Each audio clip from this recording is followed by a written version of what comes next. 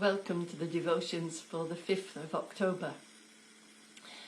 I went to Norfolk about a week ago to visit my sister and her family. And as I was driving back from Norfolk, I stopped to get petrol. And the hose wasn't quite long enough because I was on the wrong side, so I had to bring the hose round and I spilt some petrol. So I was driving along and then I heard on the car radio that there'd been a problem because of a car fire. And I thought, what causes car fires? Can spilt petrol do it? What's the flash point of petrol? What could happen? The sun was shining, and it was shining on the side where the petrol tank is. And I thought, is it strong enough to ignite the petrol that I'd spilt?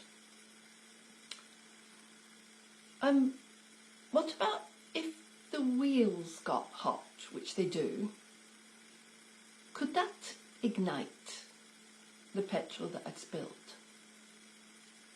What about if I braked too hard and caused a spark? Would that do it? I stopped in a lay-by and got a tissue out and found that there was no petrol there. I didn't have to dry it up, but I wiped everything anyway. And then I realised that if I had a better knowledge of chemistry, or is it physics? I don't know. But if I knew more, I would have been able to relieve my own anxiety. And I began to think, how else can we reduce anxiety through better knowledge? Can our knowledge of Jesus help to reduce our anxiety? The people in the Bible passage of today, which is Matthew chapter 12 and verses 22 to 32, they'd seen the healing of a man who was blind and dumb. And they seemed to be confused about who Jesus was. They were asking, could this be the son of David? And the Pharisees were saying, well, we think this must be he's acting on behalf of Beelzebul, the demon. Was he able to do healing like that if he was an agent of Beelzebul? If they knew Jesus, they would know that he was from God. So how can we know this Jesus?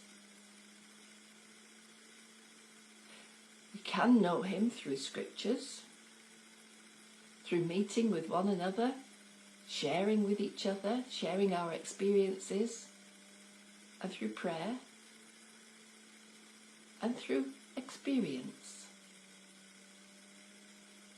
Through trusting in him, seeking to do what he wants us to do, and then knowing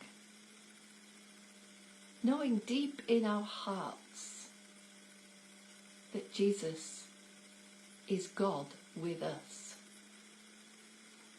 and that his Holy Spirit dwells in us, lives in us, and is his presence within us.